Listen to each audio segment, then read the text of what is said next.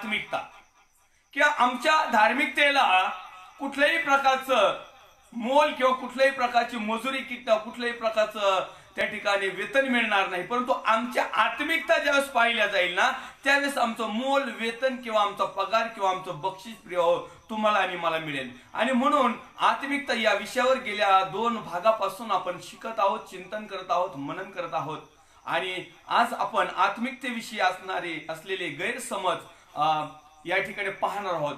आत्मिकतेविषयी असणारे जे गैरसमज आहेत त्याच्यामध्ये पहिला मुद्दा येतो, तो मुद्दा म्हणजे धार्मिक होणे, धार्मिक असणे आणि धार्मिक आहोत असं दाखवणे. आत्मिकता ज्यांना असं वाटतं की आम्ही आत्मिक जीवन जगत आहोत, परंतु वास्तविकरित्या जर आम्ही पाहिलं तर ते धार्मिकपणाचं सोंग आणत आहेत, धार्मिकपणाचा आव आणत आहेत आणि धार्मिकपणा केवळ फक्त बाह्य स्वरूपाची दाखवण्यात आहेत, त्याला आत्मिकता म्हणत नाहीत. आणि म्हणून प्रेषितांचं कृत्य अध्याय क्रमांक 17 आणि वचन क्रमांक 22 ते 27 या ठिकाणी मी पाहणार आहोत. कृपया आपण वाचूया. प्रेषितांचं कृत्य अध्याय क्रमांक 17 वचन क्रमांक 22 ते 27. तेव्हा पौल अरियपगाच्या मध्यभागी उभा राहून म्हणाला, अहो अथेनाईकरांनो, तुम्ही सर्व बाबतीत देवतांना फार मान देणारे आहात असे मला दिसते. कारण मी फिरता तुमच्या पूज्य वस्तू पाहताना अज्ञात देवाला ही अक्षरे लिहिलेली विधी मला आढळली. ज्यांचे तुम्ही अज्ञानाने भजन करिता ते मी तुम्हाला जाहीर करीतो.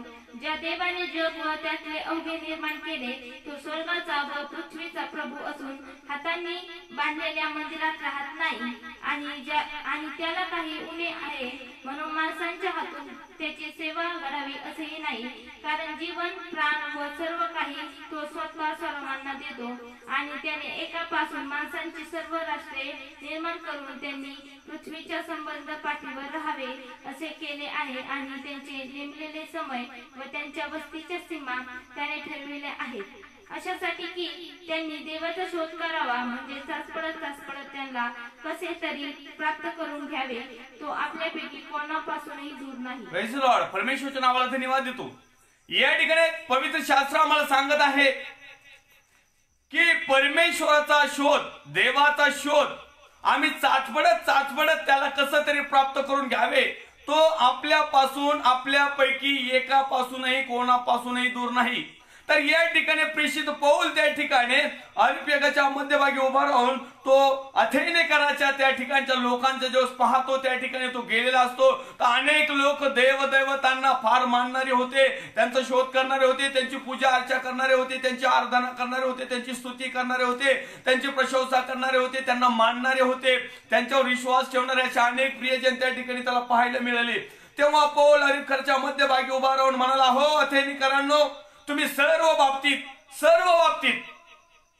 ते लोक इतके धार्मिक होते का प्रत्येक बाब देवाची ज्यावेळेस बाब येईल ना तर देवाची एक देखील बाब ते सोडत नव्हते. सर्व बाबतीत देवदेवतांना फार मान देणारे आहेत असं मला दिसतंय.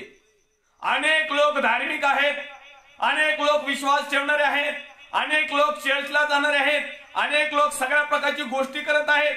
असं जर पौल या समज असेल, पौल जर आता असता तर तो म्हटलं असतं, अहो भारतवासियांनो, अहो महाराष्ट्रीकरांनो, अहो नगरकरांनो, तुम्ही देवदेवतांना फार मान देणारे असे मला दिसतंय. कारण मी फिरता तुमच्या पूज्य वस्तू पाहताना अज्ञात देवाला ही अक्षरे लिहिलेली विधी मला आढळली. ज्याचे तुम्ही अज्ञानाने भजन करता ते मी तुम्हाला जाहीर करतो. तुम्ही ज्या प्रकारे तुमच्यासाठी एक दैवत निर्माण केलेलं आहे, ज्या प्रकारे तुम्ही ती एक मूर्ती तयार केलेली आहे, ज्या प्रकारे एक ती सिच्युएशन तयार केलेली आहे आणि तिला तुम्ही बसता, तिला तुम्ही पुसता, तिला तुम्ही आध्यात्मिकता समजता, तिला तुम्ही धार्मिकता समजता. परंतु प्रिय, अनेकांना समजलेलं आहे की देव हा आत्मा आहे आणि त्याची उपासना त्याच्या उपासकांनी आत्म्याने निखरेपणाने केलेलं पाहिजे. कारण तिकडच्या पुस्तकामध्ये वारंवार आम्ही रेफरन्स पाहतो 3:16 मध्ये की तुम्ही देवाचे मंदिर आहात आणि तुम्हामध्ये देवाचा आत्मा वस्ती करतोय, तुम्हाला ठाऊक नाही का? जो कोणी या मंदिराचा नाश करील देव त्याचा नाश करील. आज प्रियो, आमचा धार्मिकपणा असा आहे, आणि त्याला आम्ही आत्मिक म्हणतो. अनेक लोक म्हणतो आम्ही आत्मीयाने गुणसंपन्न झालेलो आहोत, आमची आध्यात्मिक वाढ झालेली आहे, आम्ही आत्मिक दानाने परिपूर्ण झालेलो आहोत, आम्ही आत्मिक बलिदान केलेलं आहे, आमचं घर हे देवाचं राहण्याचं ठिकाण झालेलं आहे, आमचं आत्मिक घर बनलेलं आहे. परंतु प्रिया हो, आत्मिक घर असताना आमच्या घरामध्ये वेगळाच गोंधळ सापडत आहे आणि त्यामुळं आम्ही आध्यात्मिक होऊ शकत नाही, आत्मिक होऊ शकत नाही. आणि अशा अनेक लोकांना वाटतं की आम्ही जी कृती करत आहोत, जे आचरण करत आहोत, ज्या काही गोष्टी आम्ही करत आहोत हे आत्मिकतेने करत आहोत. परंतु वास्तविक पाहिलं तर त्या धार्मिकतेच्या याच्यात पडतात.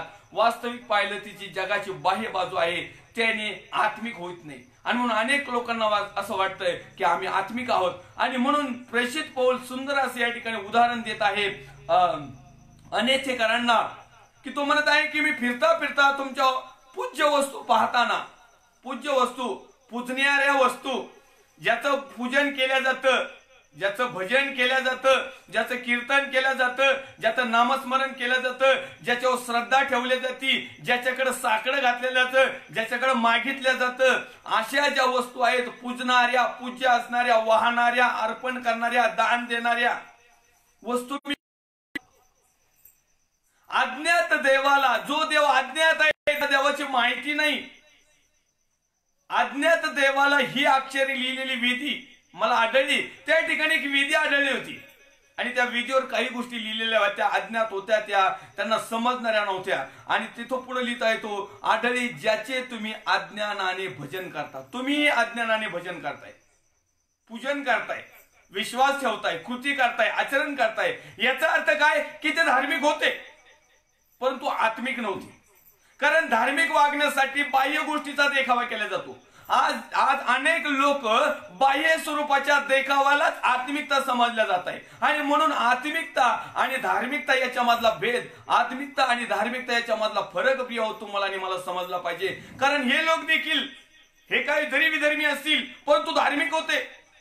आज आमच्यामध्ये देखील आम्हाला ख्रिस्त समजलेला आहे परंतु आम्ही धार्मिक आहोत, आत्मिक नाही. आणि देवाला आत्मिक लोक हवाय, लोकांना आत्म्याचं तारण झालेलं आहे. धार्मिक तारण होत नसतं, आत्म्याचं तारण होत असतं. आणि म्हणून आमच्या आत्मिक तारणासाठी ज्या काही गैरसमज पसरलेले आहेत, धार्मिक होणं म्हणजे आत्मिक नाही, धार्मिकता ही बाह्य स्वरूपाचा देखावा आहे. आणि म्हणून तो पुढे लिहित आहे, ज्या देवाने जग व त्यातले अवघे निर्माण केले तो स्वर्गाचा व पृथ्वीचा प्रभू असून हाताने बांधलेल्या मंदिरात राहत नाही. त्या ठिकाणी हाताने बांधलेलं मंदिर होतं आणि त्या मंदिरामध्ये एखादी विधी असायची, त्या विधीवर लिहिलेलं असायचं आणि त्या विधीला ते अर्पण करायचे, हवन करायचे, दोषार्पण, पापार्पण, शापार्पण, शांतार्पण, जेवढ्या प्रकारचे अर्पण करायचे ते सगळे काही लिहायचे, पूज्य वस्तू त्याला अर्पण करायच्या. आणि हे त्यांनी पाहिलं. याचा अर्थ काय की ते धार्मिक होते परंतु त्यांना आत्मिक माहित नव्हतं. आत्मिकता ज्या वेळेस येते त्यावेळेस खऱ्या देवाची ओळख निर्माण होती. ज्यावेळेस आत्मिकता मनुष्यामध्ये तयार होते त्यावेळेस ऑटोमॅटिकली तो मनुष्य देवाच्या गौरवासाठी देव कुठं आहे, कुठं वस्ती स्थान करतोय आणि मग त्याचं भजन पूजन कशा प्रकारे करायचं ऑटोमॅटिकली त्याला समजतं. आणि म्हणून या ठिकाणी तो लिहित आहे की तो ज्या देवाने जग व त्यातले अवघे निर्माण केले तो स्वर्गाचा व पृथ्वीचा प्रभू असून हाताने बांधलेल्या मंदिरात राहत नाही. मग त्यावेळेस काय व्हायचं, सगळे हाताने बांधलेल्या मंदिरामध्ये जमायचे. आज देखील अनेक लोक चर्चमध्ये, मस्जिदमध्ये, मोठमोठ्या देवालयामध्ये, देवस्थानामध्ये, ट्रस्टमध्ये, मोठमोठ्या वेगवेगळ्या प्रकारच्या गुरुद्वारा म्हणा, मठ म्हणा, जे काही धार्मिक स्थळ उभा केलेले आहेत या स्थळामध्ये जाऊन परमेश्वराचा शोध करत आहेत. अशाच प्रकारे ते लोक देखील त्या स्थळामध्ये जाऊनच परमेश्वराचा शोध करायचे. याचा अर्थ ते धार्मिक होते, याचा अर्थ ते कुठेतरी देवाचा शोध करत होते. आणि ज्या वेळेस त्यांना अज्ञात देवाची माहिती नव्हती, ती अज्ञातपणे अज्ञात देवाची पूजा अर्चा करत होते, त्यावेळेस हा पौल त्यांना नाव ठेवलं नाही. पौलाने त्यांची धार्मिकता पाहिली, कारण हे धार्मिक लोक आहेत, हे विश्वासू लोक आहेत, हे शोध घेणारे लोक आहेत. आता यांना सत्य कळण्याची गरज आहे, आता यांना सत्य सांगण्याची गरज आहे, आता यांना धार्मिकतेतून काढून आध्यात्मिककडे, आत्मिकतेकडे नेण्याची गरज आहे. आणि म्हणून पौल त्या ठिकाणी म्हणतो, भावांनो, बहिणींनो, परमेश्वर हाताने बांधलेल्या मंदिरात राहत नाही. आज अनेक दिवस 4, 5, 6 महिने झाले चर्चेस बंद आहेत. अनेक धार्मिक लोकांना असं वाटायचं की रविवारी चर्चला गेल्याशिवाय देवाचं दर्शनच होत नाही. आणि मग ते न चुकता, कारण ते धार्मिक आहेत, एक दिवस जरी त्या एक रविवार जर त्यांना जर चर्चला जायला जर बुडाला ना तर त्यांना कस तरी वाटायचं माझं कुठंतरी चुकलंय. आणि मग अशा प्रकारच्या धार्मिकतेचे लोक आज 6 महिने झाले चर्च बंद आहेत. आता ती धार्मिकता कुठे गेली? आता ओरिजिनल ते आत्मिकतेकडे वळलेले. आता त्यांना समजलेलं आहे की मंदिर, मस्जिद, चर्च, देवालय जे काही आमचं श्रद्धास्थान आहे, जे काही हाताने बांधलेले मंदिर आहेत, याच्यामध्ये प्रभू परमेश्वर देव राहत नाही. आता शिक लोकांना समजायला लागले. आणि म्हणून प्रिय हो, त्यावेळेसही धार्मिक होते, परंतु आता ते आत्मिकतेकडे वळत आहे.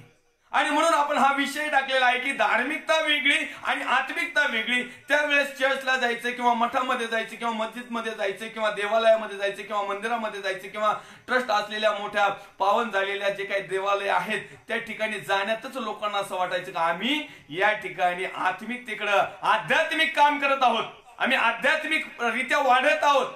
परंतु जर पाहिले तर आम्ही बाह्य स्वरूपाची ते सेवा करत होते. पुढे तो लिहित आहे आणि त्याला काही उणे आहे म्हणून माणसाच्या आतून त्याची सेवा घडावी असंही नाही. परमेश्वराला काही उणं नाही प्रिय.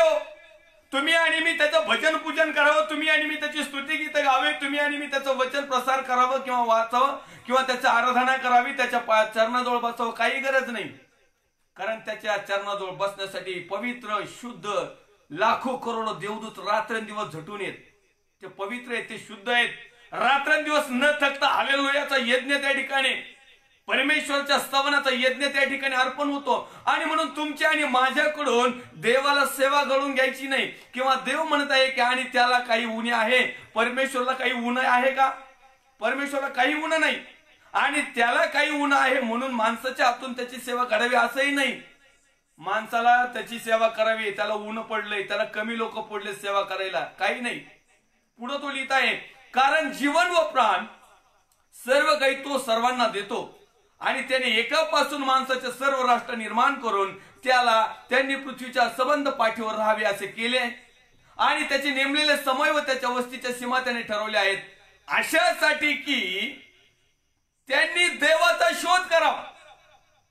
आत्मिकता म्हणजे काय? देवाचा शोध करणं.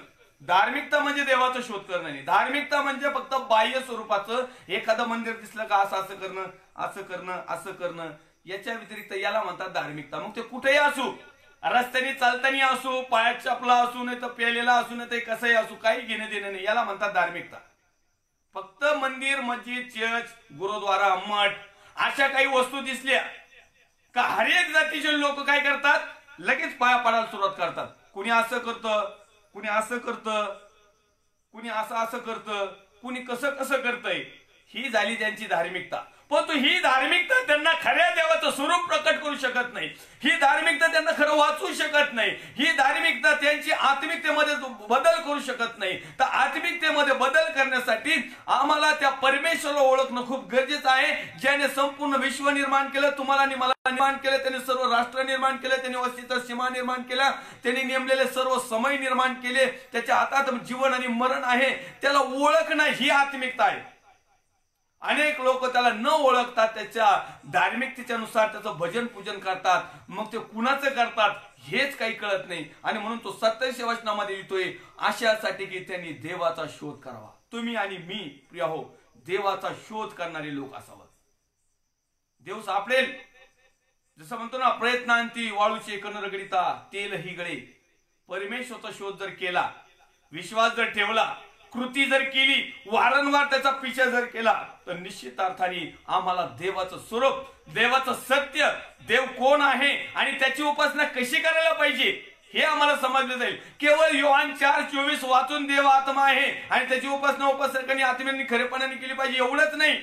हे लिहिलंय म्हणून नाही, तर त्याचा शोध जोपर्यंत आम्ही झटून करत नाही, जोपर्यंत त्याच्या पाठीमागं करत नाही, जोपर्यंत आपण त्याचा फॉलोअप करत नाही, तोपर्यंत प्रिय हो, तो परमेश्वर तुम्हाला आणि मला सत्य स्वरूपात प्रकट होत नाही. आणि म्हणून तो लिहितोय अशासाठी की त्यांनी देवाचा शोध करावा, म्हणजे चाचपडत त्याला कसं तरी प्राप्त करून घ्यावं. आत्मिकता म्हणजे त्याला प्राप्त करून घेणं, आत्मिकता म्हणजे त्याला आत्मसात करून घेणं, आत्मिकता म्हणजे आमच्या शरीरामध्ये, मनामध्ये, अंतःकरणामध्ये, विचारामध्ये, आमच्या वागण्यामध्ये, आमच्या उठण्यामध्ये, आमच्या बसण्यामध्ये, आमच्या बोलण्यामध्ये त्या सर्वस्वी गुण त्याच्यामध्ये येणं, याला म्हणतात आत्मिकता.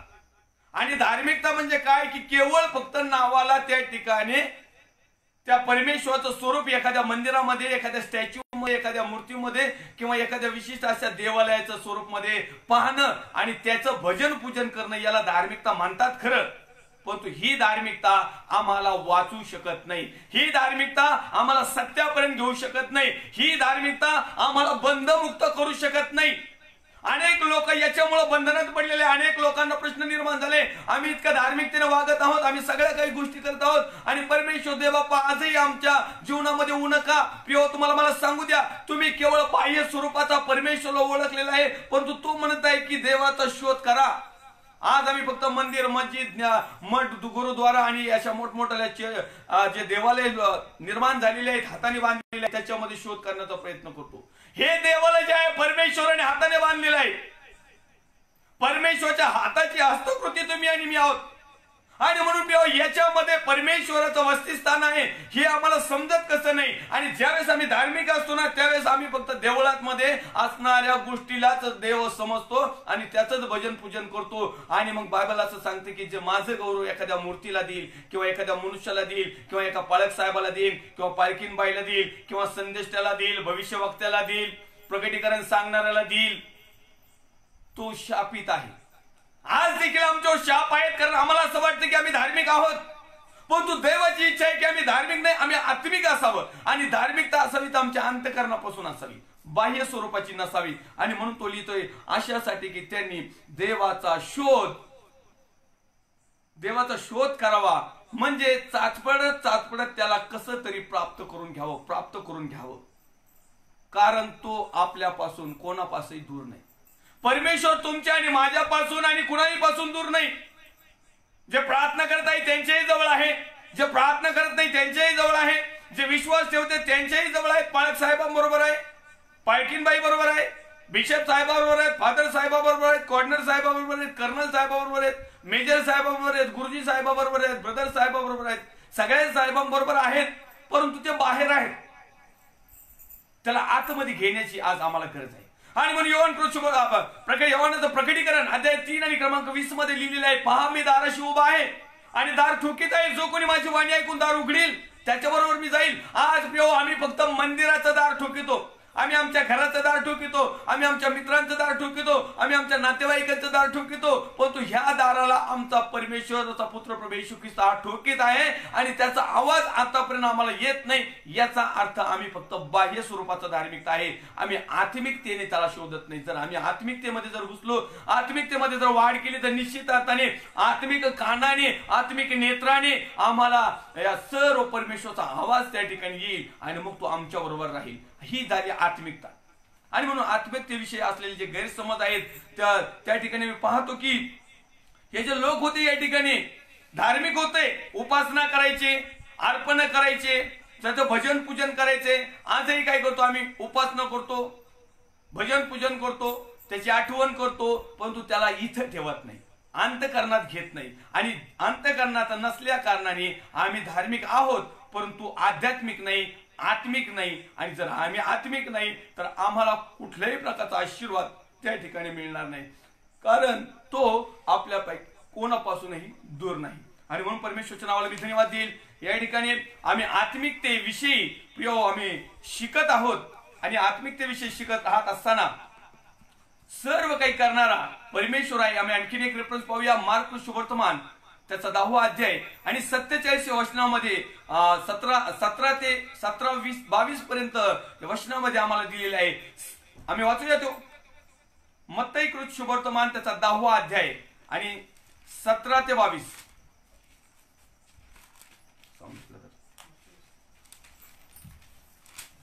वाचा पटक्यात.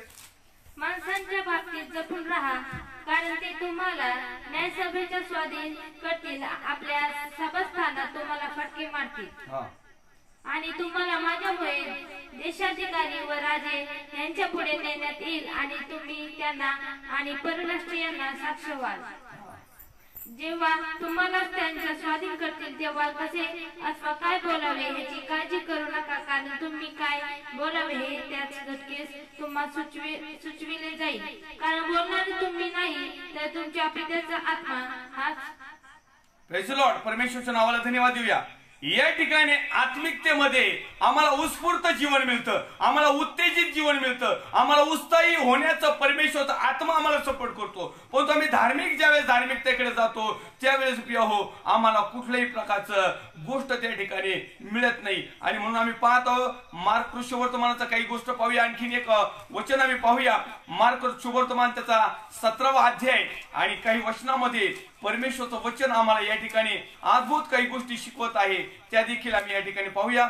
मार्क शुभवर्तमान त्याचा 10वा अध्याय आणि 17व्या वचनामध्ये देवाचं वचन आम्हाला सुंदररित्या चालवत आहे. वाचा. मग तो निघून वाटेस लागणार. तोच एकाने धावत येऊन व त्याच्या पुढे गुडघे टेकून त्याला विचारले, उत्तम गुरुजी, सर्वकालिक जीवन हे वतन मिळवण्यास मी काय केले पाहिजे? Praise the Lord. या ठिकाणी लिहिलेलं आहे मार्क 10 आणि 17 मध्ये आणखीन एक रेफरन्स आम्हाला सार्वकालिक जीवन प्राप्तीविषयी एका श्रीमंत तरुणाचा प्रश्न आहे. एक श्रीमंत मनुष्य आहे, एक श्रीमंत तरुण आहे आणि त्याचा एक प्रश्न आहे की जीवन प्राप्ती व्हावी मग मी त्याच्यासाठी काय करायला पाहिजे. तो धार्मिक आहे परंतु धार्मिक असून त्याला जीवन प्राप्ती होणार नाही त्याच्या लक्षात आलं. मग त्याच्यासाठी तो परमेश्वरचा पुत्र प्रभू येशू ख्रिस्ताकडे जातोय आणि त्या ठिकाणी त्याला विचारतोय.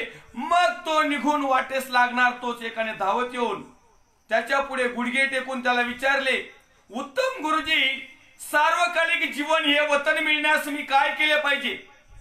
सार्वकालिक जीवन हे वतन तुम्ही सांगत आहात आणि हे वतन मला समजलेलं आहे. मग ते मिळण्यासाठी मी काय करायला पाहिजे? कारण तुम्ही आणि मी देखील आज प्रभू येशू ख्रिस्ताचा मोठ्या सामर्थ्याने, धिटाईने, धीराने, संयमाने, विश्वासाने त्याचा स्वीकार केलेला आहे आणि त्याचा एकच गोष्ट आहे की तुम्हाला आणि मला सार्वकालिक जीवन मिळावं. असाच एक प्रश्न त्या श्रीमंत तरुणाला त्या ठिकाणी मिळालेला आहे. मग येशू त्याला म्हणाला, मला उत्तम का म्हणतोस? एक जो देव त्याच्या वाचून कोणी उत्तम नाही. तुला आज्ञा ठाऊक आहेत का? खून करू नको, व्यभिचार करू नको, चोरी करू नको, खोटी साक्ष देऊ नको, ठकू नको, आपला बाप व आपली आई यांचा मान राख. त्याने त्याला उत्तर दिले, गुरुजी, मी आपल्या तरुणपणापासून या सगळ्या आज्ञा पाळत आलोय. येशूने त्याच्याकडे निरखून पाहिले व त्याच्यावर त्यांनी प्रीती केली. तो म्हणाला, तुझ्यात एका गोष्टीची उणीव आहे. जा, तुझे असेल नसेल ते विकून गोरगरिबांना देऊन टाक, म्हणजे तुला स्वर्गात संपत्ती मिळेल आणि चल माझ्या मागे ये. परंतु हे शब्द ऐकून त्याचे तोंड उतरले व कष्टी होऊन तो निघून गेला, कारण तो फार श्रीमंत होता. याला म्हणतात धार्मिकता आणि आत्मिकता. धार्मिक मध्ये आम्ही सगळं काही करायला तयार होतो. ज्यावेळेस प्रभू येशू ख्रिस्त म्हटलं की मग एक काम कर, सार्वकालिक जीवन तुला जर प्राप्त हवं आहे, सार्वकालिक जीवन जर तुला मिळवायचं आहे तर एक काम कर, मी ज्या आज्ञा, विधी, नियम शास्त्रामध्ये दिलेले आहेत त्या पाळशील का? तो प्रभूपेक्षा शहाणा आणि हुशार निघाला. आजही अनेक लोक आहेत, देवाचे अभिषिक्त लोक ज्यावेळेस एखाद्या चांगल्या गोष्टीचा मेसेज देतात ना, ते त्याच्यापेक्षा पुढे जाऊन म्हणतात, येतं आम्हाला आईच्या गर्भाशयामध्येच आम्ही ऐकलेले, पाळक साहेब काहीतरी नवीन सांगा. जसं हिंदू धर्मामध्ये अभिमानाने आईच्या पोटामध्येच ती काहीतरी ऐकलं होतं, एक विवचक्र कसं तोडायचं. असे काही परंपरेपासून आलेले याजक लोक आहेत ना, त्यांचे पुत्र आईच्या गर्भाशयामध्ये त्यांनी काही वचन ऐकले, परंतु आजही त्यांच्याकडे काही नवीन नाही. खेदाची गोष्ट आहे, कारण ते धार्मिक आहेत परंतु आत्मिक नाही. आम्ही आत्मिकतेकडे वळणं खूप गरजेचं आहे. अशाच प्रकारे श्रीमंत मनुष्य त्या ठिकाणी आलेला आहे आणि त्या ठिकाणी प्रभू येशू ख्रिस्ताला म्हणतो, सार्वकालिक जीवन प्राप्त व्हावं म्हणून मला काय करायला पाहिजे? हा त्याचा प्रश्न आहे. तुमचा आणि माझा हाच देखील प्रश्न आहे की प्रभू येशू, सार्वकालिक जीवन प्राप्त व्हावं म्हणून मी काय केलं पाहिजे? मग प्रभू येशू आम्हाला म्हणत आहे की ह्या ज्या सर्व आज्ञा आणि विधी आणि नियम आहेत ना, नियमशास्त्रामध्ये या सर्व काळ पाठ. जसा तो श्रीमंत मनुष्य म्हटला ना, होय मी या सगळ्या तरुणपणापासूनच पाळत आलो, आणखीन काय करू? आज जर परमेश्वराने आम्हाला हाच प्रश्न विचारला तर तुमचं आणि माझं हेच उत्तर असेल, होय प्रभू येशू, ज्यावेळेस ख्रिस्त मला समजला, ज्यावेळेस प्रभू मला समजला, ज्यावेळेस येशू मला समजला, मी खरोखर या सगळ्या वचनाचं पालन करत आहे, मग मला सार्वकालिक जीवन मिळेल का? मग प्रभू येशू ख्रिस्त म्हणेन, होय तू पूर्ण हो पाहतोस ना, तर एक काम कर, तुझं आसन नसन ते ऐक. तो त्या ठिकाणी लिहित आहे की तो म्हणाला, तुझ्यात एका गोष्टीची उणीव आहे. जा, तुझे असेल नसेल ते विकून गोरगरिबांना देऊन टाक, म्हणजे तुला स्वर्गात संपत्ती मिळेल आणि चल माझ्या मागे. आज प्रिय तुम्हाला आणि मला असं नसेल ते विकलं नाही तरी चालेल, कारण तुमच्याकडे आणि माझ्याकडे विकण्यासारखं लोकांना पुरवण्यासारखं काहीच नाही, कारण जे लोकांचं आम्ही लुबाडलंय ना तेच आम्हाला पुरत नाही, आणि म्हणून विकण्यासारखं तर काही आमच्याकडे राहिलंच नाही. परंतु परमेश्वराच्या दृष्टिकोनातून एक गोष्ट मात्र तुमच्या आणि माझ्यामध्ये राहिली, जर आम्ही ती जर वापरली. शेवटचं लाईनिंग तो म्हणत आहे की त्या ठिकाणी चल माझ्या मागे ये. आज प्रिय तुमचं आणि माझं असं नसेल ते नाही विकलं, कारण आमच्याकडे नाहीच तर काय विकताल, आणि जर असेल तर विकलं ते विका किंवा नका विकू, परंतु माझ्या मागे आम्ही प्रभू येशूच्या मागे जोपर्यंत येत नाही, जोपर्यंत चालत नाही, जोपर्यंत उठत नाही, जोपर्यंत त्याला आमच्या अंतःकरणामध्ये घेत नाही, आमच्या अनुकरणामध्ये घेत नाही, कृती आचरणामध्ये घेत नाही, तोपर्यंत प्रिय हो आम्हाला कुठल्याही प्रकारची आत्मिकतेमध्ये आमची वाढ होणार नाही. बाह्य स्वरूपाची आमची वाढ होईल, धार्मिकतेची वाढ होईल. अनेक लोक तुम्हाला आणि मला म्हणतील धार्मिक आहे परंतु आत्मिक नाही. देवाला धार्मिक लोक नको आहेत, देवाला आत्मिक लोक हवे आहेत, आणि आत्मिकतेमध्ये वाढण्यासाठी आम्हाला उत्स्फूर्त उत्तेजन उत्साहित होणं खूप गरजेचं आहे. आणि म्हणून सार्वकालिक जीवन प्राप्तीविषयी एका श्रीमंताच्या मनुष्याचा ज्यावेळेस त्याला प्रश्न दिला त्यावेळेस त्याला सांगितलं, आणि मग पुढे प्रभू येशू ख्रिस्त परंतु हे शब्द ऐकून त्याचे तोंड उतरले. अनेक लोकांना ज्यावेळेस सांगितलं की तुम्ही हे सर्व काही धंदे सोडून द्या, तुमचं आसन नसन ते विका. आज प्रिय प्रभू येशूचा सेवक या नात्याने तुमच्या प्रॉपर्टी विकण्यासाठी मी तुम्हाला सांगत नाही, तर तुमचं जे काही दुसऱ्या गोष्टी आमच्या अंतःकरणामध्ये आहेत ना, मीपणा, आमपणा, गर्व, अभिमान, व्यर्थ, पुषरकी, लबाडकी, सर्व प्रकारच्या चिंता, काळजा, लोभ, मत्सर, कलह, हेवा देवा, सगळ्या प्रकारचा स्वार्थीपणा, ढोंगीपणा, हे सगळं विकून टाका आणि प्रभू येशूच्या पाठीमागे या. निश्चित अर्थानं प्रभू येशू आम्हाला आत्मिकतेने भरल्याशिवाय राहणार, आणि ही काळाची गरज आहे. ही आजची आत्मिकतेमध्ये वाढण्याची खरी गरज आहे, कारण सर्व काही त्यांनी निर्माण केलेलं आहे, सर्व काही आमच्यासाठी निर्माण केलेलं आहे, सर्व काही आमच्यासाठी आम्हाला सुखी समाधानी आशीर्वादित जीवन जगावं म्हणून केलेलं आहे, आणि सर्व काही आत्मिकतेमध्ये असावं, कारण त्याने तुमच्या आणि माझ्यामध्ये आत्मा टाकलेला आहे, आणि तो आत्मा आम्हाला सार्वकालिक जीवनाकडे घेऊन जाण्यासाठी विचार असा आहे. आणि मग त्या आत्म्याला आम्ही उत्स्फूर्त करणं, आत्मिकतेमध्ये वाढणं. धार्मिकता ही पुन्हा एक वार मी सांगाल, धार्मिकता ही बाह्य देखावा आहे, कारण पौलांनी ज्यावेळेस पाहिलं ना तर ते लोक धार्मिक होते, ते त्यांच्या देवाचं पूजन जे काही करायचे ते सगळेच करतात. आजही बरेचसे ख्रिस्ती लोक आहेत की जे धार्मिकतेच्या रूलनुसार करायचे ना सगळं करतात, पण तो आत्मिकतेच्या नुसार जे काही करायचे ना ते मात्र करत नाही. आणि म्हणून आम्ही पाहतो या ठिकाणी की त्यांनी त्याला उत्तर दिले की तुझ्यात एका गोष्टीची खरी उणीव आहे, तुझे असेल नसेल ते विक आणि गोरगरिबांना देऊन टाक, म्हणजे तुला स्वर्गात संपत्ती मिळेल, आणि चल माझ्या पाठीमागे. आज प्रिय तुम्ही आणि मी प्रभू येशूच्या पाठीमागे येत आहोत का? प्रभू येशूच्या पाठीमागे चालत आहोत का? आज अनेक वेळेस असं होतं आम्ही प्रभू येशूच्याही पुढे गेलो, अनेक सेवक, अनेक ब्रदर, सिस्टर, पालक साहेब, पालकीनबाई प्रभू येशूच्या पुढे चाललेत. प्रभू येशू म्हणत आहे माझ्या पाठीमागे ये. आपण पाहत आहोत त्या ठिकाणी, परंतु हे शब्द ऐकून त्याचे तोंड उतरले व कष्टी होऊन तो निघून गेला, कारण तो फार श्रीमंत होता. तो निघून गेला प्रभू येशू पासून. आज देखील अनेक लोक प्रभू येशूच्या ज्यावेळेस आत्मिक गोष्टीवर येतो त्यावेळेस निघून जातात. त्यांना धार्मिकतेमध्ये आनंद वाटतो, त्यांना सगळ्या गोष्टी काय वाटतं की धार्मिकतेमध्ये आनंद वाटतो, आणि धार्मिकतेमध्ये सगळं धांगडधिंगा नाही, धार्मिकतेमध्ये सगळं जमा होतं, धार्मिकतेमध्ये तिरी बी चूक आणि मिरी बी चूक होतं. धार्मिकतेमध्ये आमची आत्मिकता वाढत नाही, धार्मिकतेमध्ये आम्हाला फक्त एन्जॉय करायला मिळतो, आनंद मिळतो, सुख मिळतं, शांती मिळते घडीभर, आणि आम्हाला असं वाटतं की खरोखर देवाने आम्हाला स्पिरिच्युअल रित्या चालवत आहे, देव आम्हाला आत्मिकरित्या आमची उन्नती करत आहे. परंतु प्रिय हो, ही तुमची अधिगती आहे, ही तुमची आणि माझी अधोगती आहे. कारण आम्ही जर फक्त दिसणाऱ्या गोष्टीलाच जर श्रेय दिलं, दिसणाऱ्या गोष्टी जर आमच्या जीवनामध्ये कृती आणि आचरणात आणल्या, तर निश्चित अर्थाने प्रिय हो तुम्हाला आणि मला आत्मिक क्षेत्रामध्ये, आध्यात्मिक क्षेत्रामध्ये, देवाच्या राज्यामध्ये आम्हाला नो एंट्री आहे. आणि म्हणून अनेक लोक श्रीमंत आहेत, आणि तो म्हणत आहे की तो मुलगा देखील, तो तरुण देखील श्रीमंत होता, आणि तो प्रभू येशू पासून निघून गेला. आज अनेक लोक निघून जातात, ते म्हणतात एवढं हार्ड आहे का देवाचं वचन, मग एवढ्या सगळ्या गोष्टी कराव्या लागतात का? मग आता आमच्या 4 पिढ्यापासून आम्ही काय करत आलेलो आहोत? अहो, आमच्या 4 पिढ्यापासून आमच्याच घरची भजन मंडळी, आमच्याच घरचे वादक, तबला वादक, पिटी वादक, पिपण्या वादक, ढोल वादक, जेवढे काही वाद्य आहे ते आमच्याच घरामध्ये. कुठल्याही सणाला, कुठल्याही कार्यक्रमाला गेलो तर आमचे इतकं आम्ही धार्मिक, म्हणजे याचा अर्थ आम्ही धार्मिक नाही का? होय प्रिय, तुम्ही धार्मिक आहात, कट्टर धार्मिक, 7 पिढ्याचे धार्मिक, परंतु तुम्ही आत्मिक नाही. जोपर्यंत आत्मिकतेने तुम्ही वाढत नाही तोपर्यंत प्रिय खरोखर या गोष्टी खूप गरजेच्या आहेत. येशूच्या पुढे नाही, ते येशूच्या विरुद्ध दिशेने जातात. अनेक लोक आहेत. Praise Lord. पालक साहेब, खरोखर अनेक लोक, हा तरुण व्यक्ती तर येशूच्या निघून गेला, पण येशूच्या पुढे नाही, येशूच्या विरुद्ध दिशेने चाललेत.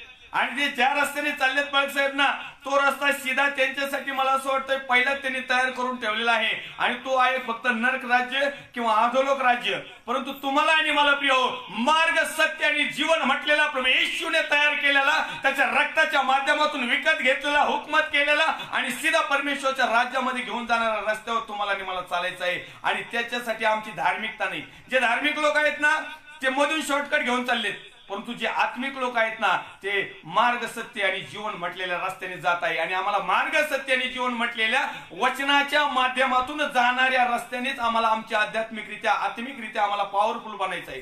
लोक जैगिकरित्या पॉवरफुल बनलेले आहेत, लोक धार्मिकरित्या पॉवरफुल बनलेले आहेत. लोकांच्या मिनिस्ट्र्या फक्त गर्दी आणि गोंधळ आणि मोठमोठे इन्स्ट्रुमेंटने भरलेले आहेत.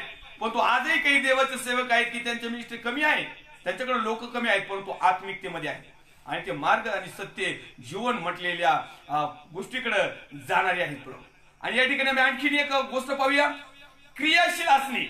आत्मिकता आमची कशी वाढते ज्यावेळेस आम्ही क्रिया करतो. लूक वर्तमान त्याचा 10वा अध्याय आणि 40 ते 42 या वचनामध्ये आम्हाला काही गोष्ट या ठिकाणी पाहायला मिळते.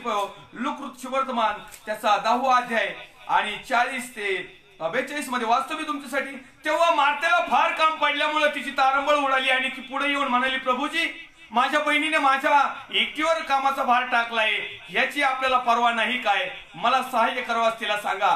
प्रभूने तिला उत्तर दिले, मार्थे मार्थे, तू पुष्कळ गोष्टीविषयी काळजी व दगदग करतेस, परंतु थोडक्याच गोष्टीचे किंबहुना एकाच गोष्टीचे अगत्य आहे. मरियेने चांगला वाटा निवडून घेतला आहे आणि तो तिच्यापासून काढून घेतला जाणार नाही. क्रियाशील जीवन आम्हाला काय करायचं आहे? अनेक लोक खाणे आणि पिण्यात यातच आनंद मानतात. अनेक लोक पार्ट्या, मेजवानी देण्यात याच्यातच आनंद मानतात. अशाच प्रकारची ती मार्था होती. तिला वाटलं प्रभू येशू ख्रिस्ताला द्यावा चांगल्या प्रकारचं, परंतु मरियेला माहित होतं प्रभू येशू ख्रिस्ताला काय द्यायचं आहे. मरियेने ओळखलं की प्रभू येशूला आमचं जीवन द्यायचं आहे. मरियेने ओळखलं प्रभू येशूला माझं अंतःकरण द्यायचं आहे. मरियेने ओळखलं की याच्या चरणाजवळ बसल्याशिवाय परमेश्वर पित्यापासून आलेलं सत्य मला माहिती पडणार नाही आणि मला सार्वकालिक जीवन वतन मिळणार नाही.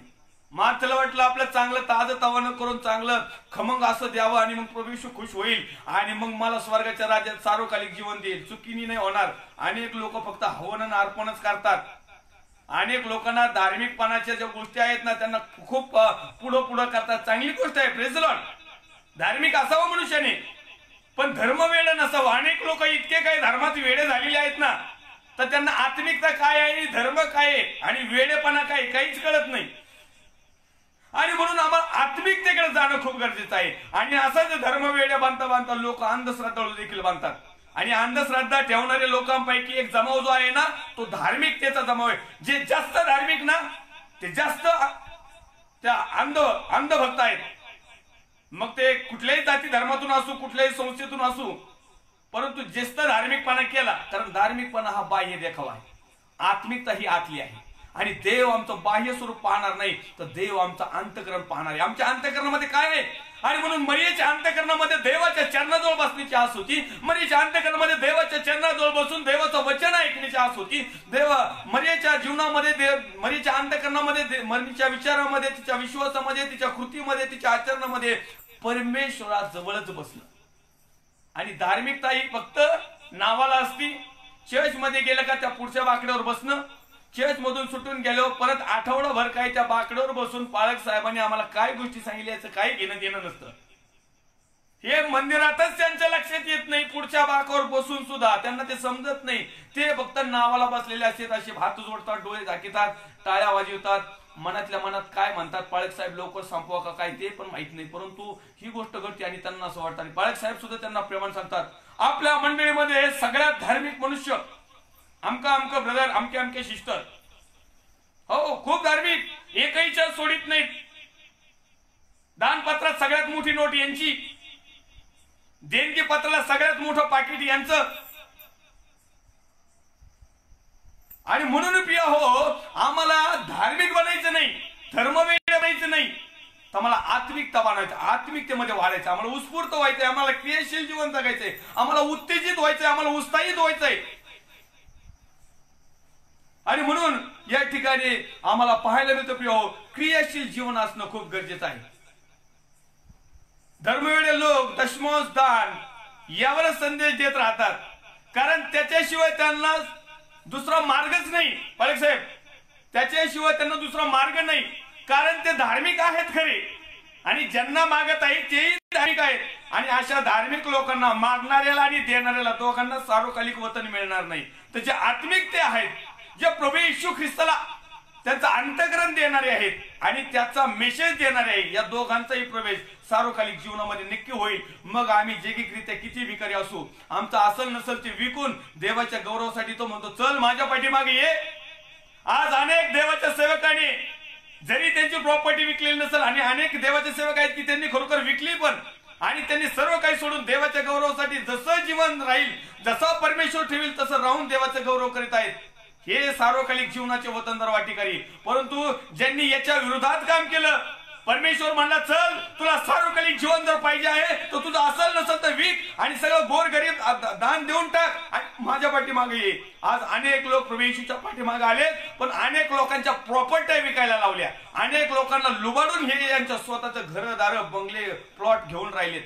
सार्वकालिक वतन मिळणार नाही आणि समजून उमजून देखील ते जाणून बुजून हेच करताय. याचा अर्थ त्यांची रवानगारी 100% त्या ठिकाणी गेलेली आहे ज्यासाठी ते निर्माण झालेले आहेत. क्रियाशील जीवन असणं खूप महत्वाचं आहे, कृती करणारं जीवन खूप महत्वाचं आहे. आणि म्हणून आपण पाहतो लोकऋषी वर्तमान त्याचा 10वा अध्याय 40-42 वचनामध्ये मार्थेला फार काम पडल्यामुळे तिचा तारंबळ उडाली. अनेक लोक देवाचं काम करत आहेत, परंतु त्यांची तारंबळ उडाली आणि ते म्हणत आहेत, मरियासारखे प्रभू त्या सेवकांना आम्हाला मदत करायला लाव, कारण हे सगळा भार माझ्यावरच पडलाय. अहो, सांसारिक जीवन जगणाऱ्या पाळक साहेब आणि पालकीनबाईंनो, तुम्हाला संसाराचा भारच पडणार आहे. आणि म्हणून बायबल प्रेषित लिहितो, प्रेषित पौल साहेब, पौल महाराज लिहितात, संसाराच्या हालापेष्टा सहन करण्यापेक्षा लग्न न केलेलं बरं. आणि जर लग्न केलं आहे ना, तर तुमच्या लेकरांची, मुलाबाळांची, आई वडिलांची, पत्नीची व्यवस्था पाहणं हे तुमचं कर्तव्य आहे. आणि मग आता तुम्ही धनाचीही चाकरी करू शकत नाही, देवाचीही चाकरी करू शकत नाही, म्हणून तो म्हणतो तुझं असं नसं ते विक. जोपर्यंत आम्ही आमच्या मनामध्ये असणारे सर्व कर्मठपणा, उर्मटपणा, लोभ, मत्सर जे काही गोष्टी भरलेल्या आहेत ह्या विकून टाकायच्या. आता हे भंगार काढून टाका. हे अंतःकरणामध्ये हे भंगार भरपूर सापडल्यामुळे ना काय झालंय, आमची आत्मिकता एकदम कुठंतरी कोपऱ्याला जाऊन बसली. आणि ह्या भंगारामुळे आम्हाला असं वाटतं की आम्ही खूप धार्मिक झालेलो आहोत. आम्ही देवाच्या राज्याच्या 100% वतन वाटेकरी. काही तर चर्च म्हणून घर बांधले साहेब, खरं आहे सर तुमचं, कारण बायबल सांगतं की आम्ही आताच रेफरन्स वाचला सुरुवातीला, मी हाताने बांधलेल्या मंदिरात राहत नाही. आणि म्हणून आता त्यांनी काय केलंय, त्या मंदिराचं रूपांतर घरामध्ये निर्माण केलंय. पण त्यांना हे देखील समजना, परमेश्वर ह्या घरामध्ये राहतोय, त्या घरामध्ये नाही. आणि म्हणून देवाचं वचन आम्हाला सांगतंय ही धार्मिकता आहे खरी, पण तो आत्मिकता नाही. आणि जोपर्यंत आम्ही आत्मिक राहू शकत नाही, होत नाही, तोपर्यंत आम्हाला काही मिळणार नाही. आणि मग आम्हाला दगदग केल्याशिवाय पर्याय नाही. अनेक लोकांना दगदग होती ना, अनेक लोकांना त्रास होतोय ना. या ठिकाणी लिहितो, प्रभूजी माझ्या बहिणीने माझी एकटीवरच कामाचा भार टाकला, याची आपल्याला परवा नाही काय, मला सहाय्य करायचं तिला सांगा. प्रभूने तिला उत्तर दिले, मारते मारते. प्रभूने तिला उत्तर दिले, तू पुष्कळ गोष्टी काळजी व दगदग काय करतीस, कसं राहावं, कुठं राहावं, काय घ्यावं, कोणत्या मिनिस्टरकडे जावं, किती पगाराची नोकरी करावी, आणि मग ते चर्च देतील का, ते मंडळी आहे का, ते मला दशमांश देतील का, ते खेडेगावात चर्च आहे का, ते लांब आहे का, मला परवडन का, याची काळजी आणि दगदग करू नका. आज थोड्या दिवसापूर्वी फेसबुकला मी एक व्हिडिओ पाहिला, एक लाईक पाहिली, एक फोटो पाहिला, देवाचे अभिषिक्त सेवक रक्तसाक्षी झाले. अहो प्रिय हो, साधन आहे देवाची सेवा. आत्मिकतेने जगणारा जो आहे ना, या सगळ्या गोष्टीला तो उत्स्फूर्त असतो, त्याच्या जीवनामध्ये उत्तेजन राहतो, तो उत्साहित होतो आणि तो क्रियाशील जीवन जगतो. पण तो धार्मिक मात्र नाही, धार्मिक पण क्रियाशील जीवन जगतो, पण तो त्याचा धर्म वेगळा असतो. चर्चला जाणं, दशमांश देणं, दान देणं, पाळक साहेब जे काही सांगते ते ऐकणं, त्यांनी खरं सांगू खोटं सांगू, त्यांच्या मनचं सांगू नाही तर काही सांगू, फक्त पाळक साहेब इतकं जर म्हटले ना, आज आमच्या चर्चमध्ये अमुक अमुक ब्रदर अमुक अमुक सिस्टर खरोखर धार्मिक आहे, खरोखर त्यांच्यासारखा आमच्या चर्चमध्ये एक नंबरचा पात्र बास 500,000 पकले का विषय म्हटला त्यालाही वाटतं पालक साहेबांनी माझी वाहवा केली. निश्चित अर्थाने मी अख्ख्या चर्चमध्ये अख्ख्या मंडळीमध्ये मीच काय येतो धार्मिक. आणि मग याचा अर्थ पालक साहेबांनो त्याचा नाश होत आहे. आणि ज्या सेवकाचा उदो केला जातो ना, ज्या ब्रदर किंवा जे कोणी असेल सिस्टर, त्यांचाही नाशास कारणीभूत ठरत आहे. ही झाली धार्मिकता. धार्मिकता कदाचित आम्हाला नाशास घेऊन जाईल, परंतु आत्मिकता आम्हाला सार्वकालिक जीवनामध्ये घेऊन जाईल. आम्ही धार्मिकता आणि आत्मिकता मधला भेद या ठिकाणी शिकत आहोत, यासाठी की आम्ही स्वतःला तपासणार आहोत की आम्ही धार्मिक आहोत का आत्मिक आहोत. कारण धर्मशास्त्राने, त्याला नियमशास्त्र म्हणायचे, नियमशास्त्राने कुणीही नीतिमान झाला नाही. आणि म्हणून आम्ही नीतिमान बनावं म्हणून प्रभू येशू ख्रिस्त आला. त्याने रक्त सांडलं, त्याच्या रक्तामुळे आमच्या पापाची क्षमा झाली, त्यांनी देह अर्पण केला म्हणून आम्हाला आरोग्य मिळालं आणि त्याच्यावर त्यांनी विजय मिळवला. आणि म्हणून आता आपण नियमशास्त्राधीन नाही तर विश्वासाने नीतिमान ठरणार आहेत. आणि विश्वासाने नीतिमान जर ठरायचंय ना तर तुमची धार्मिकता काही कामाची नाही, तुमचं धर्मशास्त्र काही कामाचं नाही, तुमचा धर्म वेडेपणा काही कामाचं नाही. तुम्ही लय मोठे धार्मिक असाल 4 पिढ्याच्या 7 पिढ्याची, काही कामाचं नाही. त्याला विश्वास, आणि विश्वास हा कृती किंवा आचरण किंवा क्रियाशिवाय पूर्ण होत नाही. आणि क्रिया म्हणजे कार्य आलं, कृती आली, आचरण आलं, वागणं आलं, उठणं आलं, बसणं आलं, बोलणं आलं, आत्म्याला वाढवणं आलं, टवटवीत आलं. आज आमच्या सगळ्या गोष्टी एकदम प्रफुल्लित दिसतात, चांगल्या दिसतात, आनंदित दिसतात, हास्याच्या दिसतात, लोकांना दिसायला चांगल्या प्रकारच्या दिसतात, एकदम भरपुरी दिसतात. परंतु प्रिय हो, आत्मिक जीवन मात्र आमचं पडलेलं आहे, आत्मा मात्र आमचा थंड झालेला आहे. आत्मिकता आमच्या मध्ये राहिलेली नाही. आत्मिक गोष्टीला आम्ही वाव देत नाही, आम्ही सर्व काही जैगिक गोष्टीलाच वाव देत आहोत. आणि म्हणून आज आम्ही आमची धार्मिकता ठेवून, बायबल असं सांगतोय की कुणी धार्मिक आहे का, देवाचा शोध झटून करणारा कुणी आहे काय. देव आज प्रिय सापडत आहे. आज एकही धार्मिक सापडला नाही जशा प्रकारे परमेश्वर हवा आहे. आज धर्मवेडे सापडत आहेत. आणि म्हणून अनेक गोष्टी प्रिय आमच्या आत्मिक गोष्टीसाठी खूप मगतच आहे. आणि म्हणून तो शेवटच्या वचनामध्ये म्हणतोय की एकाच गोष्टीचं अगत्य आहे, मरियेने चांगला वाटा निवडून घेतला आहे, तो तिच्यापासून काढून घेतला जाणार नाही. जे आत्मिकतेमध्ये वाढत आहेत, बलवान होत आहेत, आत्मिकतेकडे धाव घेत आहेत, विश्वासाप्रमाणे वचनाप्रमाणे आचरण करण्याचा निर्णय करीत आहे, याचा अर्थ प्रिय तुम्ही आणि मी चांगला वाटा निवडून घेतलेला आहे आणि हा वाटा आमच्यापासून कुणीही काढून घेणार नाही. 4थ्या क्रमांकाचा पॉइंट पाहूया. आत्मिकतेपासून ज्ञानी होणे, ज्ञान मिळवणे. प्रेषितांचं कृत्य अध्याय क्रमांक 18 आणि वचन क्रमांक 24-28 मध्ये तेव्हा अपोल्लो नावाचा एक मोठा वक्ता व शास्त्रात पारंगत असलेला अलेक्झांद्रियाकर यहुदी इफेसस आला. त्याला प्रभूच्या मार्गाविषयीचे शिक्षण मिळाले होते आणि तो आत्म्याने आविष्य असल्यामुळे येशूविषयीच्या गोष्टी नीट सांगून शिक्षण देत असे, तरी त्याला केवळ योहानाचाच बाप्तिस्मा ठाऊक होता. म्हणजे बाह्य स्वरूप, फक्त बाह्य स्वरूप त्याला ठाऊक होतं. ज्ञानी पंडित लोकांना वाटतं की आम्ही खूप आत्मिक आहोत. नाही प्रियो, आत्मिक आणि धार्मिकाचा भेद आम्ही या ठिकाणी करत आहोत. अनेक लोकांना वाटतं की आम्ही आत्मिकतेमध्ये वाढत आहोत. ज्ञान असणं म्हणजे आम्ही आत्मिक नाहीत, ज्ञान मिळवणं म्हणजे आत्मिक नाहीत. या ठिकाणी प्रेषित 18, 24 आणि 28 मध्ये सांगतं की तेव्हा अपोल्लो नावाचा एक मोठा वक्ता होता, मोठा शास्त्र पारंगत असलेला यहुदी, कट्टर. त्याला सगळ्या काही गोष्टी माहिती होत्या, परंतु त्याला एक गोष्ट माहिती नव्हती, आत्मा नव्हता माहिती. त्याला बाकीचं सगळं माहिती होतं, पश्चाताप माहिती होता, पाण्याचा बाप्तिस्मा माहिती होता, नियमशास्त्रही माहिती होतं, नेमकं आत्मिक गोष्ट काय आहे हेच त्याला माहिती नव्हतं. आणि म्हणून आम्हाला त्याला पाहतो की केवळ ज्ञान होणं किंवा ज्ञान असणं म्हणजे आत्मिकता नाही. तर ते ज्ञान कुणापासून आहे?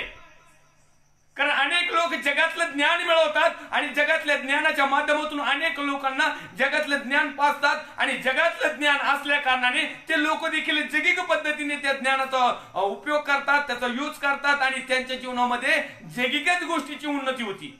परंतु तुमच्या आणि माझ्याकडे परमेश्वरापासून मिळणारं ज्ञान पाहिजे, पवित्र आत्म्यापासून मिळालेलं अद्भुत ज्ञान पाहिजे, म्हणजे आम्ही ते ज्ञान इतरांपर्यंत पोहोचू. आणि मग ते लोक पवित्र आत्म्याच्या ज्ञानाचं जर शिक्षण असेल, सत्य शिक्षण जर असेल, देवापासून आलेलं असेल, तर त्यावर फॉलो करतील, त्याचं मार्गदर्शन स्वीकारतील, त्याच्या चरणाजवळपासून ते स्वीकारतील आणि विश्वासू जीवन जगण्याचं असताना त्यांच्यामध्ये ते कार्यशील होईल आणि मग ते आत्मिकतेमध्ये त्यांची वाढ होईल.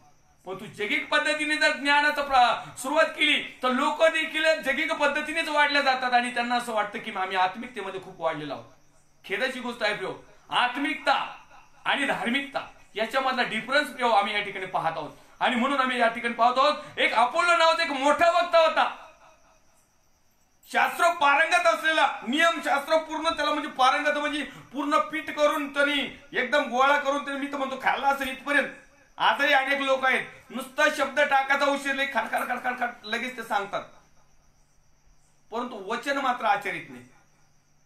खेदाची गोष्ट आहे. आपण फक्त रेफर सांगितला की अनेक लोक इतके काही ज्ञानी पंडित आणि विद्वान आहेत ना आणि इतके काही पारंगत आहे ना, तर एक शब्दाची लाईन टाकूस तर अनेक वचने त्यांच्या पुढे त्याचा रेफरन्स संदर्भ 10-15 देतात. चांगले चांगले आदमींनी सेवा करणाऱ्या लोकांना तेवढे रेफरन्स मिळत नाही, पण काही लोकांना इतके काही रेफरन्स त्यांच्याजवळ असतात ना, ते फक्त क्रॉसिंग करण्यासाठी, जगाकडे झुकवण्यासाठी. आणि त्यांच्याकडे रेफरन्सची जे यादी असती ना ती सगळी जगाची असती. परंतु ज्ञानी जे आहेत परमेश्वरापासून मिळालेले जे आहेत, आत्मिक जे आहेत, आत्मिकतेमध्ये जे वाढलेले आहेत, त्यांच्याकडे थोडके वचन निघतील कदाचित, परंतु ते देवाच्या पासून असणार, पवित्र आत्म्यापासून असणार आणि लोकांचं तारण साधण्यासाठी परफेक्ट असणार. फक्त इंटरनेटचे ज्ञान असणारे आत्मिक होऊ शकत नाही. हो बरोबर आहे साहेब. अनेक लोक फक्त त्यांना असं वाटतं की आम्हाला खूप काही माहिती आहे, परंतु ती आमच्या कृतीमध्ये जोपर्यंत येत नाही तोपर्यंत आम्ही आत्मिक होत नाही. माहिती असणं चांगली गोष्ट आहे, पण तू माहिती केवळ फक्त दिसण्यासाठी आहे आणि देव बाहेरच्या गोष्टी आम्हाला त्याच्याशी काही घेणं नाही. जोपर्यंत ती माहिती, सत्य माहिती आमच्या अंतःकरणात घुसत नाही, आमच्या मनात, आमच्या विचारात, आमच्या कृतीमध्ये, आचरणामध्ये, तोपर्यंत आम्ही आत्मिक होऊ शकत नाही. लोकांना याचा एक गोड गैरसमज आहे की आमच्याकडे खूप काही ज्ञान आहे म्हणून आम्ही खूप काही आत्मिक आहोत. आत्मिकता आणि ज्ञानामध्ये फरक आहे. ज्ञान हे परमेश्वराने दिलेली गिफ्ट आहे. आम्ही पाहतो की कृपादानामध्ये ज्ञान देखील आहे. आणि म्हणून नुसत्याच्या दान आमच्या जवळ असणं आणि त्या दानाचा आम्ही उपयोग करणं, ते दान आमच्या मध्ये असणं. आणि म्हणून तो म्हटला नाही, तो ज्यावेळेस तो तरुण मुलगा आला आणि तो म्हटला की प्रभूजी मला सार्वकालिक जीवन मिळावं म्हणून मी काय करायला पाहिजे, तो प्रभू येशू ख्रिस्त त्याला म्हटला सगळ्या आज्ञाचं पालन करतो. त्याला म्हटलं होय मी या तरुणपणापासून सगळ्या आज्ञा पालन करतो, अजून माझ्यामध्ये काय उणी आहे. अनेक लोक म्हणतात माझ्याकडे सगळ्या प्रकारच्या गोष्टी आहेत आणि प्रभू मी परफेक्टली तुझ्या गोष्टी कळत आहे. प्रभू आज म्हणत आहे तुझं असेल नसेल तर एवढं विक, गोरगरिबास दरिद्रास दे आणि चल उठून माझ्या पाठीमागे ये आणि माझी सेवा कर. तर त्या ठिकाणी तो मनुष्य त्या ठिकाणी चालून गेला. आज अनेक इंटरनेटचे ज्ञान असणारे लोक ज्यावेळेस आत्म्याच्या गोष्टी येतात ना लगेच निघून जातात, कारण त्यांना माहिती या जगातलं ज्ञान आणि आत्म्याचं ज्ञान एकत्र होऊ शकत नाही. जगातली जी गोष्ट आहे ना ती धार्मिकता लोकांना दिसण्यासाठी, पण तू आत्म्याच्या ज्या वरून येणाऱ्या गोष्टी आहेत, परमेश्वरापासून येणाऱ्या, प्रभू येशू ख्रिस्तापासून येणारे, आत्म्याने प्रकट होणारे आहेत, त्या आणि जगाचा मेळ बसत नाही. आणि म्हणून जगातल्या जेवढ्या काही गोष्टी बाह्य स्वरूपाच्या आहेत त्या धार्मिकतेमध्ये मोडल्या जातात हे खरं आहे, परंतु त्या धार्मिकतेमुळे आमची आत्मिकता वाढू शकणार नाही. परमेश्वरच्या नावाला मी धन्यवाद देऊया. या ठिकाणी 26व्या क्रमांकाच्या वचनामध्ये तो लिहित आहे, तो सभास्थानात निर्भीडपणे बोलू लागला तेव्हा प्रिस्किल्ला व अक्विला त्यांनी त्याचे भाषण ऐकून त्याला जवळ बोलवून घेतले व त्याला देवाचा मार्ग अधिक स्पष्टपणे दाखवला. 24 ते 28 वचनामध्ये लिहिलेलं आहे. आपण शेवटचा रेफरन्स या ठिकाणी वाचूया प्रिय. प्रेषित 18 24 ते 26व्या क्रमांकाचं वचन वाचूया. प्रेषित 18 24 ते 26. तेव्हा अपोलो नावाचा एक मोठा वक्ता व शास्त्र पारंगत असलेला अलेक्झांडर यहुदी पिसास आला. त्याला प्रभूच्या मार्गाविषयीचे शिक्षण मिळालेले होते आणि तो आत्म्याने आवेशी असल्यामुळे येशूविषयीच्या गोष्टी नीट सांगून शिक्षण देत असे. तरी त्याला केवळ योहानाचा बाप्तिस्मा ठाऊक होता. आज अनेक लोक आहेत की प्रभूच्या मार्गाविषयीचं शिक्षण आहे त्यांच्याकडे, त्यांना मिळालेलं आहे आणि तो आत्म्याने काही लोक आवेशी आहेत, परंतु सगळं काही त्यांच्याकडे व्यवस्थित नाही. लोकांना फसवण्यासाठी, काही गोष्टी दाखवण्यासाठी मेंढरू जर बनवलेला आहे ना, तर मेंढराचं कातड जर पांघरलेलं आहे ना, तो थोडा वेळ तर कमीत कमी त्यांना मऊ दिसावं लागेल. मग असे लोक काय करतात, प्रभूच्या मार्गाविषयी शिक्षण मिळालेलं असतात थोडं, जे काही मिनिस्ट्रीकडून मिळाले जे काही स्वतः निर्माण केले आणि ते आत्मेने आवेशी असतात. आत्मा त्यांना बलवण करण्यासाठी बोलवलेला आहे, आत्म्यामध्ये वाढण्यासाठी त्यांना बोलवलेला आहे. परंतु प्रिय हो, ते या ठिकाणी जैविक पद्धतीने काम करत असताना येशूविषयीची गोष्ट नीट सांगून शिक्षण देत असे तरी त्याला केवळ योहानाचाच बाप्तिस्मा ठाऊक होता. आणि तो सभास्थानामध्ये निर्भीडपणे बोलू लागला. तेव्हा प्रिस्किल्ला व अक्विला यांनी त्याचे भाषण ऐकून त्याला जवळ बोलून घेतले व त्याला देवाचा मार्ग अधिक स्पष्टपणे दाखवला. आजही अनेक देवाचे सेवक काम करत आहेत. Praise the Lord. देवाचा गौरव असो. ही तर देवाची योजना आहे की अनेक सेवकांनी काम करावं, परंतु अधिक स्पष्टपणे करावं.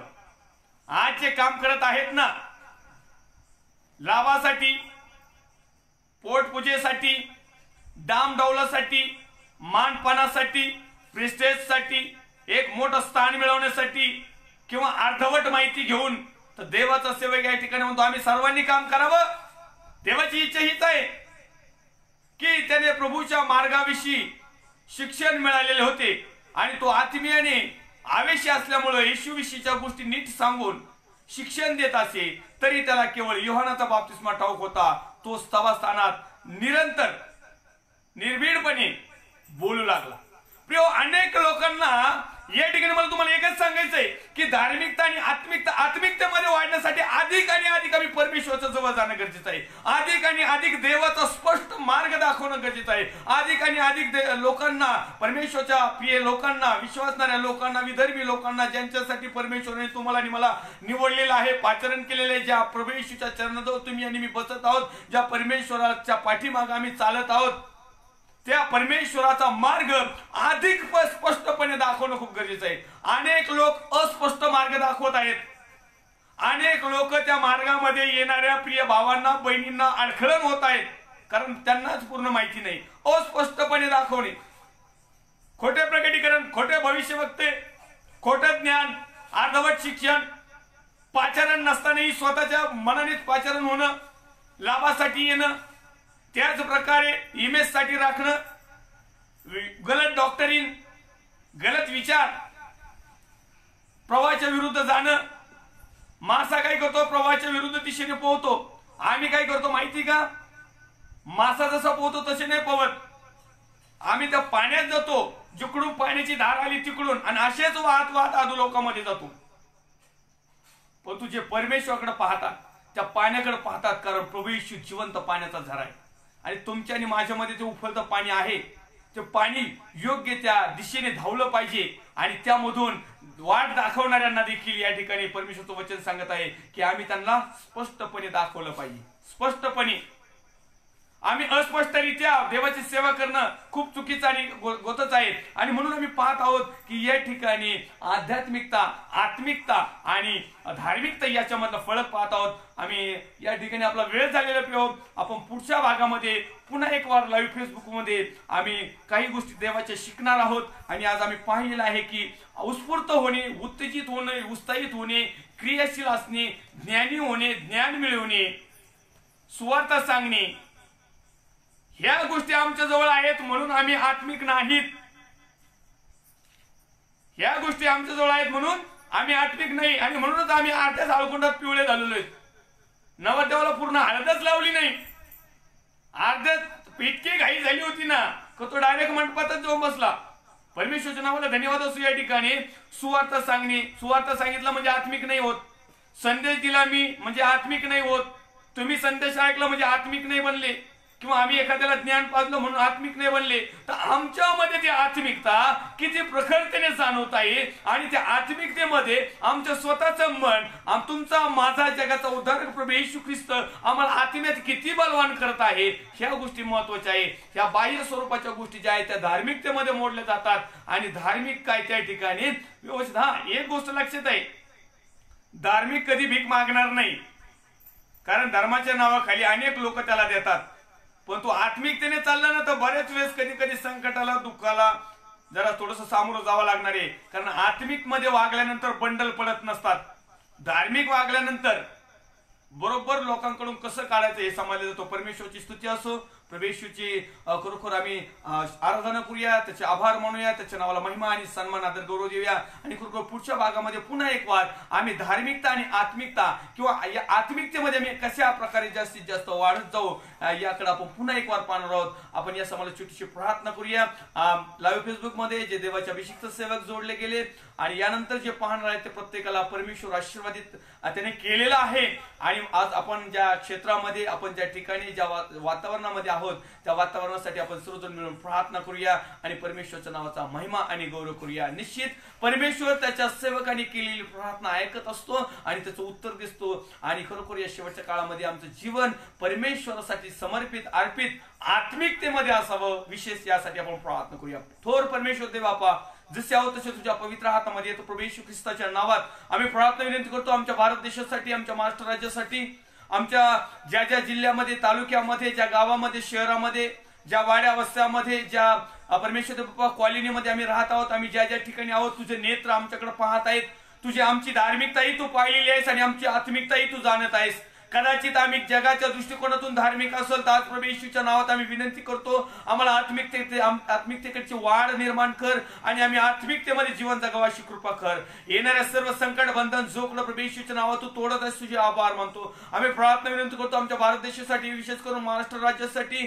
माननीय उद्धवजी साहेब, त्यांचे सर्व सहकारी मित्र, अपतेष्ट, सर्व पोलीस डिपार्टमेंट, डॉक्टर डिपार्टमेंट, सफाई कामगार, सर्व सेवाभावी संस्था, वैयक्तिक लोक, देवाचे अभिषिक्त सेवक, विश्वासणारे लोक आणि जे आत्मिकतेकडे वाढणारे आहेत ते सर्व लहान थोर प्रियजन मी तुझ्या पवित्र हातामध्ये तो प्रत्येकाला राखलं, सांभाळ, तुझे उपकार मानतोय. शेवटच्या दिवसामध्ये आम्ही आध्यात्मिकरित्या वाढवू अशी कृपा तू आम्हाला प्रत्येकाला कर. सर्व आदर, गौरव, सन्मान, महिमा तुला देत ख्रिस्त येशू जो होता, जो आहे आणि जो येणार आहे त्याच्या पवित्र गोड सामर्थ्यवान नावात छोटीशी मागणी मागतो. स्वर्गीय पिता त्वयी आमेन. प्रभू येशू रक्त की जय, प्रभू येशू रक्त की जय, प्रभू येशू रक्ताचा आज जयकार असो. Amen, amen, amen. Praise the Lord. God bless you. Thank you.